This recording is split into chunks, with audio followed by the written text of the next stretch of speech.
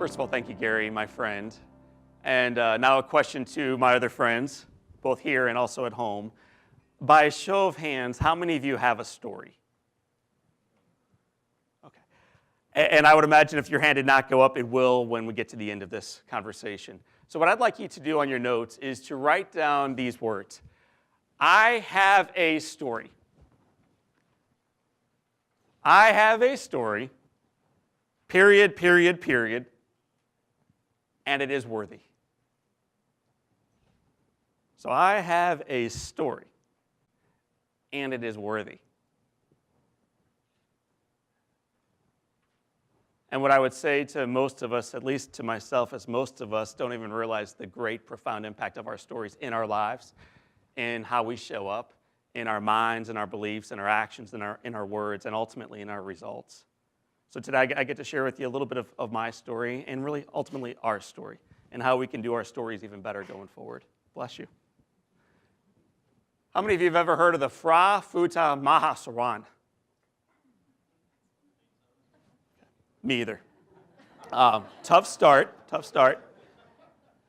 Until 1 year ago, I was in Thailand speaking at a conference, and I asked the cab driver where I should go in the city. What's the coolest thing you can do while you were in Bangkok? And he drives me to this place, and he shows me this statue. It's not just an ordinary statue of Buddha, though. The statue is 10 feet tall. 10 feet tall. It's gold. It weighs 11,000 pounds. And it was formed in the 13th century. It's amazing. And it was almost lost forever in the 17th century. It turns out that a group of Burmese invaders are sweeping in from the north, and these monks who are in charge of keeping this beautiful statue safe have no idea how they're going to keep it safe. I mean, how do you hide a 10-foot-tall golden statue? So what they did is they masked it up. They covered it up with mud and cement and plaster and then shards of glass. And they hoped that this disguise would keep their precious statue safe. And it works. It works. The invaders sweep through town. They see nothing really worthy of this thing, so they just move on. And then the next generation of monks keep this thing masked up. And then the next generation. And then they forget what's actually below the mask, below the shards of glass, below the cement. They forget for more than 200 years. In 1954, in a northern region of Thailand, they're moving a large, heavy, cement boring statue of Buddha. And one of the ropes snags, it breaks, and this huge thing falls. And a little crack forms in one of the legs. And from this little crack, the movers see something shimmering, so they peel it back a little bit more, and then a little bit more, and then a little bit more. And eventually they uncover something that had not seen light in more than 200 years.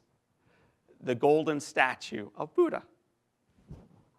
So what does this massive statue have to do with you? Or your work? Or your relationships? Or your faith? Or your life? I mean, I would imagine most of us in this room don't cover up with plaster, shards of glass.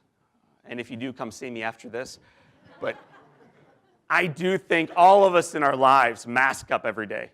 I would suggest to you very humbly that we put on makeup, less as a way to magnify our beauty, and much more as a way to cover up these imperfections we're trying to hide from others.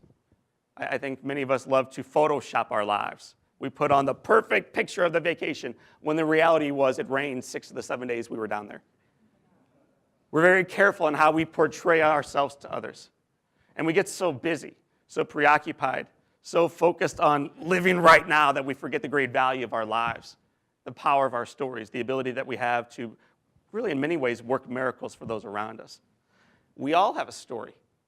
It's just generally not the one we're telling the world. So I'd like you all to write that down because this is powerful. We all have a story. It's just frequently not the one we're telling the world. So I'd like to share with you a little bit of my story, and then encourage you to share a little bit of yours. My story dates way back to the mid-'80s. This was when Trans Ams and Camaros were racing in Limburg, when Axl Rose was rocking out to Appetite of Destruction, And when a little guy named John O'Leary was growing up in St. Louis County, his life was good. His clothes were very sophisticated. His haircut sharp. One of 6. Dad worked, mom stayed at home, golden retrievers in the backyards, rode our bikes to school, church on Sundays, blueberry pancakes afterwards at IHOP if we were good. And then Sunday night, if we had a good day, no matter what, we would go out to my grandma and grandpa's for fried chicken. Life was awesome. Life was great. And then everything changes. And this change, this storm, this upheaval steps into all of our lives and into all of our stories. I'm going to show you a couple pictures that will be difficult to look at, so some of you may want to shut your eyes just for a moment. But about a week before this date, the date was January 17th, 1987, I had seen little boys playing with fire and gasoline. Monkey see, monkey do. So with my father and mother gone, I went into the garage, ran this experiment, and changed my life forever. That day, I found myself down the street in the hospital with burns on 100% of my body. My house still burning, laying in the bed that day, looking up at the ceiling. And as a child, 9, all I could think was, oh my gosh, oh my gosh. My dad is going to kill me. When he finds out, my dad is going to kill me. And then I hear my father's voice down the hall. He's my leader. Walks into this room, pulls back the curtain, stumbles in, points down. How many of you, by a show of hands, had a disciplinarian growing up? Every hand should be up. You're not that self-evolved. You had someone step into your life who loved you enough to get eye level with you like this, point at you at some point and say to you, look at me. You are better than that. Act like it. Powerful words, when spoken from love. So my dad is my disciplinarian. I have heard those words from him a lot. I'm expecting to hear that again that morning. He walks in, comes over to me, points down, and this is what my dad says, word for word, Arette. Listen. John, look at me. So my arms are now crossed. I'm ready for it. The armor's up. I have never been so proud of anybody in my entire life. And my little buddy, you look at me today, I'm just proud to be your dad. And then my mean dad says, I love you.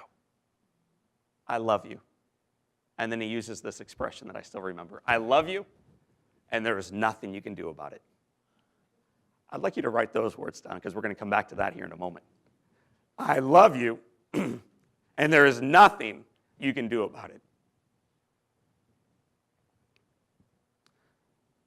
And as he says those words, I remember as a child crossing my arms a little bit tighter, shutting my eyes a little bit tighter, trying to get my heart a little bit colder and thinking to myself, oh my gosh, oh my gosh. Nobody told my dad what happened.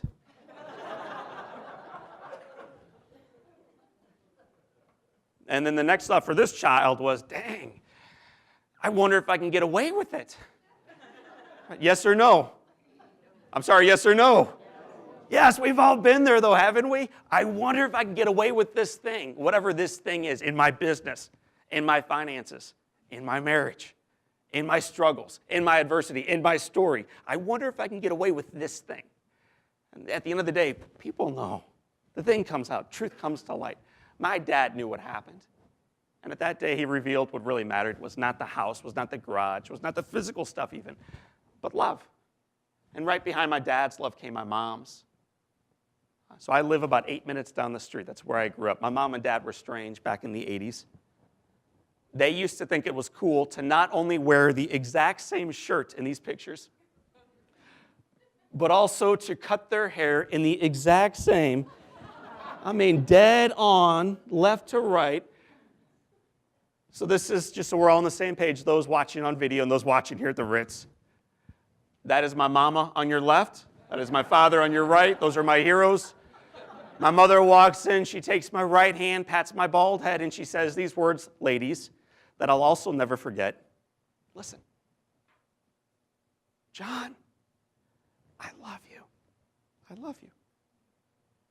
That day in this story, as we continued to write it, it became so clear to us the value of love in this journey, the value of love.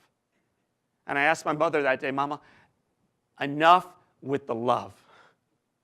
Am I going to die? Am I going to die? Have you ever asked a question where you don't want the honest answer? Do you know what I mean? We want hope. We are a people of hope. And yet, leaders, I think life is about providing hope, but first by providing truth. That day, she took my right hand in hers, patted my bald head, and she says, do you want to die? It's your choice. It's not mine. And I looked at my mother and I said, Mama, I do not want to die. I want to live. And her response back, ladies and gentlemen and friends and leaders, was good. Then look at me. Take the hand of God, walk the journey with him, and you fight like you have never fought before. And on January the 17th, 1987, a little 9-year-old boy, flanked by his mother over here and his father on this side, decided to fight on, having no clue what the next page was going to look like, or the next page, or the next page. All we knew on day one, friends, the fight was on. The fight was on. And that fight continued. The fight to take this little boy and his family from the hospital, from the pain, from the struggles, back toward the great goal, which for us back then was home. Just get home, man. That was the great goal. How do you get home? Well, to get home, you got to go through all kinds of daily procedures. You got to go through bandage changes. Those take 2 hours. Physical therapy, that takes 60 minutes. Occupational therapy, that's 60 minutes. They got to draw blood from your toes every morning. That takes 10 minutes. Procedures every week, surgeries, amputations, the works. And you go through it for 5 months and you struggle and you endure. And then you go home. You go home. You make it home. You were well enough that they could peel off the bandages. They finally could send you home. And although many of the bandages were finally removed, the scars that they covered remained in place. And my goal after getting home from the hospital was this, my friends. Maybe some of you can relate. Fit in. Not excel, not be an exceptional leader. My great goal as a 9-year-old was fit in. That was my goal, man. Forget about the story. I don't have a story. And so what I tried to struggle forward with was, how do I best fit into this new life? Not how do I become the best version of myself, Roger. How do I just disappear? How do I become ordinary? So that was my goal, kind of become an ordinary, which was a little bit hard when you are in a wheelchair. It's a little bit hard when you look like a Q-tip. It's a little bit hard when you struggle forward, when people stare at you. But that was my goal, to fit in. It's why I played sports. It's why I smiled. It's why I picked up sarcasm and humor as a child. It's why, as I moved from grade school toward middle school, then ultimately into high school, I picked up a new hobby. A hobby that would allow me to fit in and to shine in my new place in life, which was to party. And some of us went to college together, Tim and Andy and others. So you realize this is not a joke, it's a truth. For me, the weekends in college meant Wednesday through Sunday. I was in, I was on, I was ordinary. I was just like every other guy in the fraternity, maybe even a little bit better than some at this thing. For me, the real buzz of drinking wasn't necessarily the alcohol-fueled buzz. It was the buzz of being ordinary, being accepted, being ordinary, fitting in. And that buzz continued on, this dream of just fitting in and having an ordinary story like everybody else.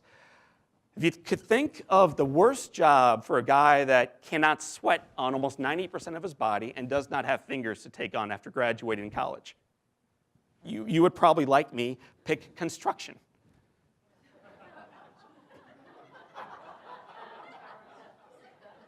Of course, that's what you would do. I mean, if you are trying to show the world you are ordinary, watch this, world, I'm ordinary like you. I'll buy a place in Soulard that is 136 years old. It has no basement. It is a train wreck, and I will fix this thing up to prove to you how ordinary I am. And your hands break down and your legs break down and you struggle through the first project, but you endure and you succeed and you convert one. and then you convert another. And the mask is where you're holding it up just high enough that it's working. So the mask is up high. By the end of 8 or 9 years, I was able to do almost 60 projects. It was a great business. But there was always this nag in the back of me saying, this is not your real calling. This is not your true reflection. You are more than this. You are called not to be ordinary, but to be extraordinary. And in order to do that, you got to embrace your story. So one night on the internet, I started researching other things that I could do for a living, and I actually became a hospital chaplain.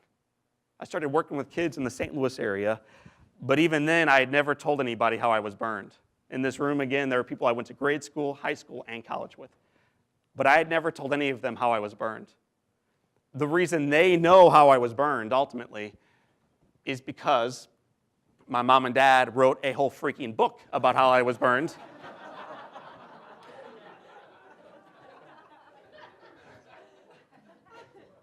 An unauthorized biography of my life.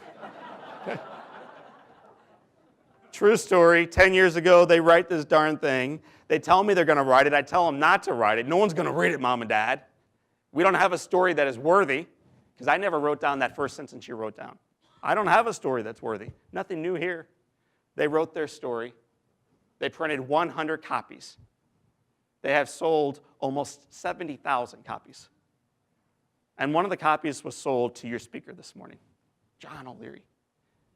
For $12.50, I got to read how I got burned as a kid.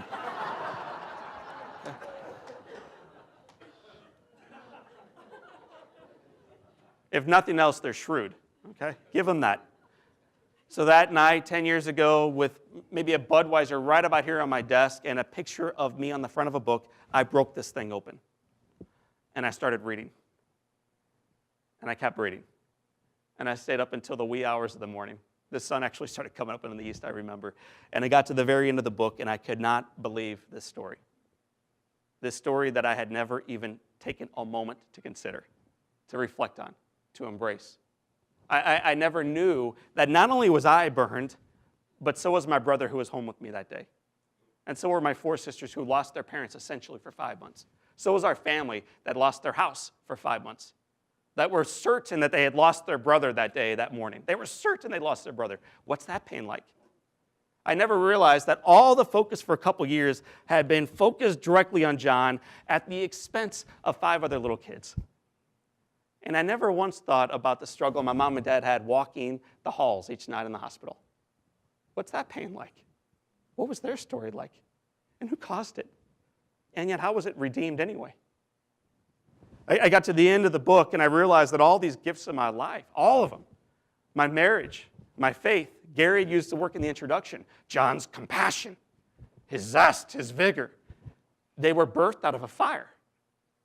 And I never paused to realize, wow, that was the inflection point. That was the beginning of the story. A tragic gasoline explosion at age 9 was the beginning of the best of my story. Not the end of it, but the actual beginning of it. When I got to the very end of the book, I remember shutting the cover, wiping my eyes, and looking back at this picture. It was a picture, I'd like to zoom in just a little bit, a picture that I never really liked. Because if you really look at it, if you look with me right now, you're going to see that big old neck brace. See it? Do you see it? Yes or no? Yes. Do you see the right arm brace? Yes or no? You see the scars dripping down his left side of his face, yes or no? Yes. If he was able to rip off that shirt like a Superman, you would see the scars then drip from his neck all the way to his toes. It is a train wreck. And if you're able to look a little closer, you'll see a wheelchair handle in the back of this picture. It was a picture that always reminded me of the struggle. And yet that night, with that story in front of me, looking at that picture, I realized the other side of the coin. And my friends, this is important. There's always the other side. There's always the ability that we have to flip over the coin. What's the best time to buy a stock? When it's all in crap. When it's all falling apart. When people say China is imploding, get out of the markets. Buy. Buy now. Oil, we don't want oil to be low. Are you sure? Are we sure we won't buy even more stuff? The best time to embrace our stories is during the tragedy. It's during the difficulty. It's during the shadow time. And I look at this picture today and I realize the courage that the little guy had, the love of his family, the strength of his God, the ability for compassion to grow out of tragedy and wisdom to come out of it. 3 weeks after my mom and dad wrote that book, I'm working again back in Soulard. We're doing a 6-family. Some of the guys in the room may know the name Uncle Harold. Uncle Harold and I are in front of his white pickup truck looking at the plans, and I get a phone call. Have you ever received a phone call that changed your life? 2 of us. Just wait, because that phone call's coming in all of our lives, for better and for worse. The phone calls come. So I get this phone call. It's an unknown number, but I answer it anyway. And it's a lady on the other side who says to me, John, I read your mom and dad's book. I am a room mother, and I have 3 Girl Scouts. Our speaker canceled on us last week. Would you mind speaking at our group next week? In business, in relationships, in faith, in service, in life, in our stories, there is one answer to any question that ever shows up in front of you. And I'd like you to write down this answer. It's pretty loaded. Okay? So make sure you got plenty of ink. Here we go. Yes. Put quotes around it, underline it 3 times. I'm serious, please write this down. Because if you don't, you're going to forget it. You're going to be like me. You'll say no instead. No. No, I can't do that meeting. No, I can't pick up the phone again. No, my story is not worthy. No, I can't speak to your 3 Girl Scouts. No. So I'd like you to write down the word yes and underline it. I had no clue what I was getting into, but I said yes. Yes to 3 Girl Scouts. Never having told my college roommate, never having told my college fraternity brothers, never having even really told my spouse what happened to me as a child. But yeah, I'll tell you 3 Girl Scouts. I spent 40 hours writing this story for the Girl Scouts. They're 3rd grade girls, guys, okay? I mean, this might be over the top, trying to crush the sales positioning. 40 hours writing the story for you 3 ladies. That morning, because it was an afternoon deal, I drove by the school ahead of time because I wanted to see where this thing was going to go down later on. I went home early from work, showered, put on a suit and a tie, drove to the school, parked my car, walked around to the front of it, knelt down like this, like I was tying my shoe, and threw up. Okay? I'm not trying to be funny. This is true. And then I stand up, and there's a voice in the back of my mind that says, get back in the car and go back to your real job. But then there was another voice calling me forward. The voice of hope, the voice of faith, the voice of possibility, the voice that reminds you, and this is probably worth writing down too, when you know your why, you can endure anyhow. It's a quote from Viktor Frankl, not John O'Leary, Frankl. When you know your why, you can endure anyhow. So I said yes. Yes to popping in a stick of gum. Yes to walking about 46 steps to that front door. Yes to pulling on it, open that door up, walking in front of 3 Girl Scouts, looking down from the podium, looking down at my notes. I never once in 10 minutes looked up at those little monsters. But that's my first talk. Check the box. 1 talk down. About 6 weeks later, one of the little girl's father was a Rotarian, and he asked if I would speak at his club. What's the answer when opportunities appear in front of you in life? Yes. So you work your tail off, you practice one more time, you are a bit introverted, you're a bit scared, but you go. Yes. So you do it a second time. And then about 6 months later, it takes a while, you get a 3rd group to call you. They say, will you speak? What's the response when someone gives you an opportunity in life? Yes. You go. Year 2, you speak 8 times, man, you're crushing it. One of the groups gives you a $20 gift card to Starbucks, okay? So now you're rich too. It's awesome. So what allows you to work for 2 years, give 11 talks for $20? First of all, it can't be about you. It can't be about you. It's got to be about realizing that there is a way, as we identify, as we own, as we embrace, as we celebrate our stories, that it empowers others to live their lives better. So it's not about you, actually. You don't embrace your story for ego or for cash flow or to make more sales. If you do, if that's what you think this is about today, you're in the wrong room. We do it to inspire others to do more in their lives, to become the best, as Roger would say, best version of themselves. But we first must be the best version of ourselves. So 2 years, 11 talks, $20 in cash. And then it turns on because it's not about you. In the 6 or 7 years since, we have had the opportunity of speaking in front of 600,000 people in 50 states, in 13 countries around the world. And I think the reason people come up afterwards and say, wow, that's a powerful story, is because they realize it's not about him. It's not about him. It's not about him. 3 years ago, a group called Simon & Schuster, have you ever heard of them? Yes. They called and they asked if I might be willing to write a book about my story. I'm not an author. I've never written a book. But what's the answer when opportunity appears in front of us in life? Yes. One more time, class. Yes. Yes. Yes. I'll try. So I've reflected, I prayed, I journaled. It took 3 years. It took an awful lot of effort. And in March this year, into the bookshelves around the world will come a book called On Fire, The 7 Choices to Ignite a Radically Inspired Life. Because you just said yes. Yes. And humbly, it's by far the best book I've ever written. Okay?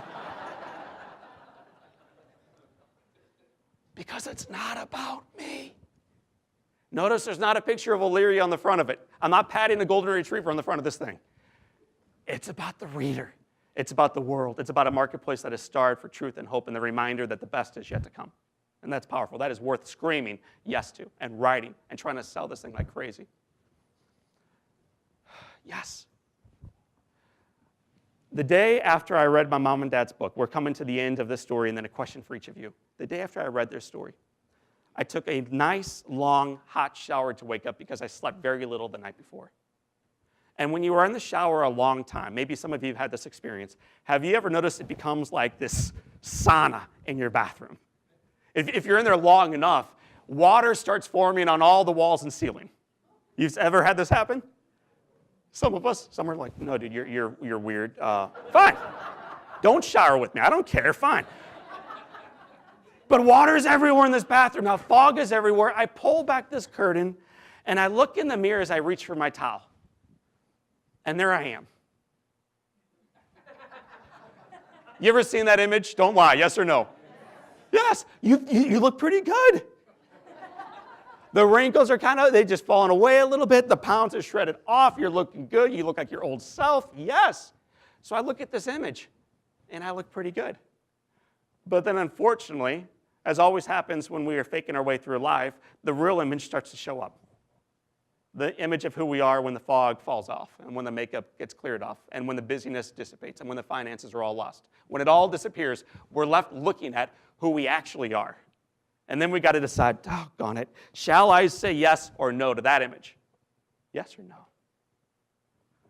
So I just keep looking at it, and as the image becomes more and more clear, man, I don't see the normal, ordinary, average, normal human being staring back at me. I see something that is scarred and candidly fairly broken. There are sores. There's a limp. There's amputations. And yet, if you keep looking at the image, it just keeps getting better and better and better. If you can just keep saying yes to it. Yes to hope. Yes to possibility. Yes to the truth that you are blessed and maybe it's time to act like it. Yes to life. And that's the image that finally started staring back at me. This image that for many years I had been so busy, so preoccupied that maybe I forgot the gold that was already within my story. Not out there. I think many of us seek what is already out there. That's why we're here today. I'm here to remind you, you already got it. All you got to do is walk over to the mirror, clean it up a little bit, look in and see what you got, and realize, gosh, I am blessed. Maybe in spite of what happened yesterday. Or maybe, like me, because of what happened yesterday. And when we're able to look back in that reflection and scream out a simple word, yes, yes, it changes everything. It changes the way we look at our past, the way we embrace our present, and the way we race boldly toward the future. It changes the way we interact with the reflection of the mirror, and it changes the way we interact with all of our brothers and sisters in life around us. It changes everything. but you got to be able to reply to life, to challenges, to work, to phone calls, to traffic on Highway 40 this morning, to cold coffee, with a simple response that is 3 letters long and begins with a Y. What is it? Yes. One more time, class. Yes. Yes. Yes. To the truth that we are blessed and the best is yet to come. My friends, we all have a story, and our story is worthy. I hope today that you realize the great gift of your stories. God bless you. Have a great morning. Thank you.